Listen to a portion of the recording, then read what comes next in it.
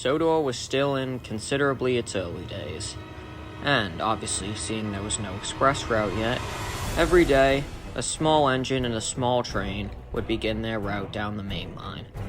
Normally, all would go well, as the engine knew how to handle the troublesome coaches, but today was different. Assuming it would be no different, the engine reached the hill. A steep, vertical, completely inclined slope. Obviously, he didn't normally have any problems with it, so, as usual, he began his descent. That's when the trouble began. The horrid coaches held back as hard as they could, straining on the couplings as the little engine struggled to pull even 2 coaches alone up the hill. As soon as he thought he was in the clear, though, that's when it happened. Snap! A sudden fearful jerk sent the little engine flying one way down the hill and the coaches the other, racing at top speed uncontrollably. I was on my way back from my branch line at the time, and to say I was in the wrong place at the wrong time was an understatement.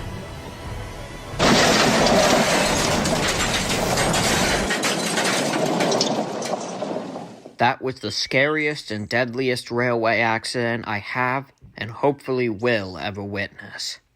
I like the part where you got hurt. Thank you, James.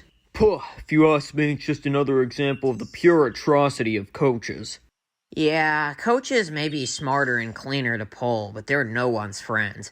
I'd take the trucks any day. At least I know I'm not going to get thrown off the line at 100 miles an hour. My 2 coaches aren't hard at all. They're probably the best ones on the island. Oh yeah, the bar's high there. Shut up, James. I'm sure the rest of the coaches on the island aren't as hard as you're all making them out to be either. I've had loads of experiences on my branch line. I can handle any of them. That's hilarious, little Thomas. Buffer up to any other coach on the island for more than 5 seconds and you'll probably be sent to the depths of hell. You just got lucky that the only 2 nice ones on the island were drawn out of a hat for you.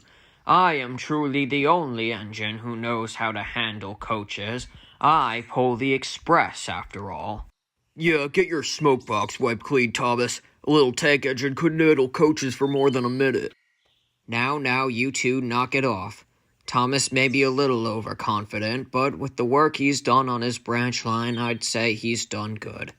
Thomas's stupid branch line can't even be compared to the express. Anyone could run it. Even a fly. Pah! You all are just too lazy to do real jobs. I'll show you. I can handle any type of coach. Knapford Station is the busiest station on the entire island of Sodor.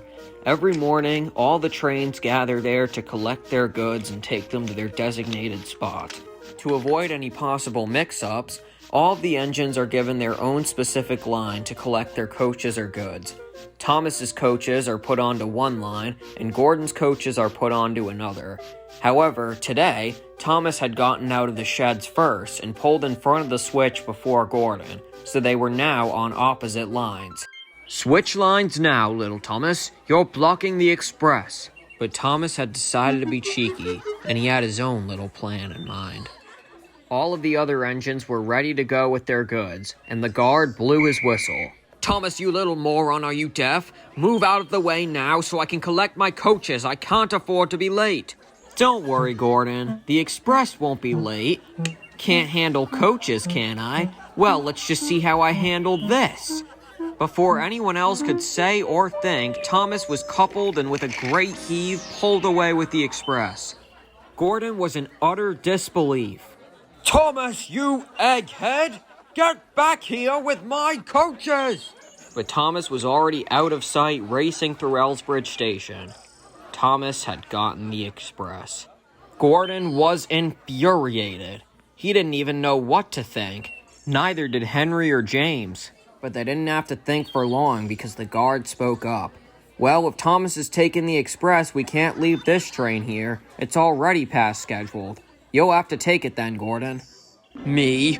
Pull Thomas's coaches? Gordon's boiler bubbled with fury. But there was nothing he could do. He backed down on Thomas's coaches and set off down the branch line. Meanwhile, Thomas was having the time of his life. He rarely ever got to go on the main line and puffed proudly along with the express. Bothersome, he laughed. These coaches have been no trouble at all, he said as he reached Edward's station. But the coaches were bothersome, and didn't take liking to Thomas. Why should he get to pull us around? Who the hell cares? This engine will be even easier to push around than Gordon. I mean, look at the size of him. We'll wipe that smile right off his face and pay him out. The coaches both agreed and laughed, and formulated a plan. Meanwhile, Gordon was grumbling on Thomas's branch line. He couldn't even go fast if he wanted to. He was constantly reminded to stay at a steady rate because of his weight on the rails. More stops and fewer places, he complained. Why can't we just go at a constant speed? How do this many people use this branch line anyway? At least we're at the last stop. Well, running a branch line isn't all cupcakes and rainbows, said Annie. It can be just as challenging as pulling the express. But Gordon wasn't paying any attention, and it only led to trouble.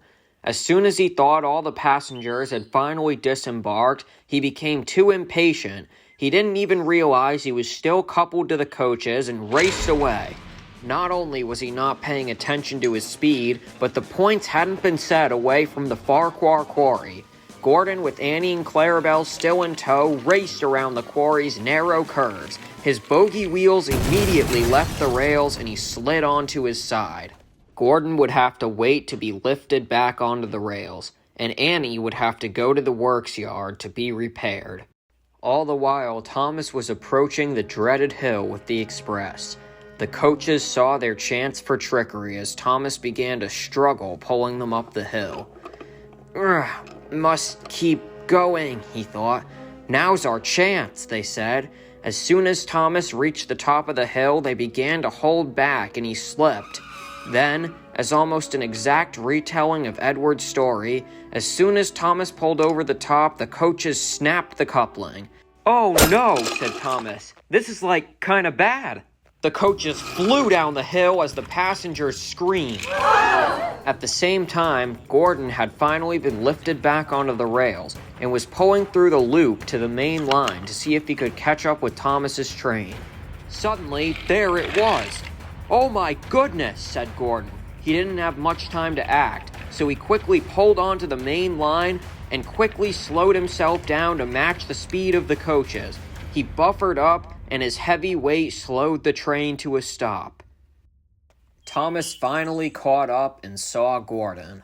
He looked traumatized. He said, I'm sorry. I thought I had everything under control, but they did start playing tricks. As they do, replied Gordon.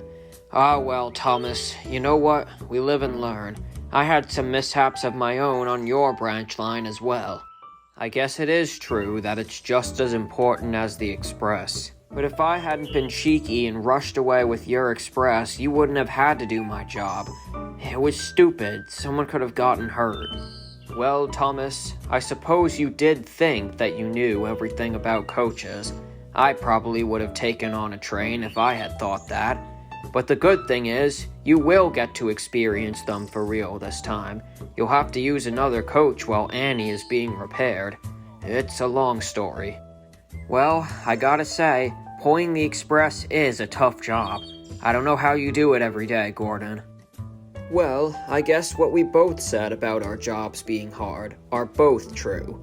Say, Thomas, shall we form an alliance? I help you and you help me. In fact, now that I've already finished with your run, we can deliver the express together. Sounds good to me, said Thomas, and buffer to buffer, the Allies delivered the express.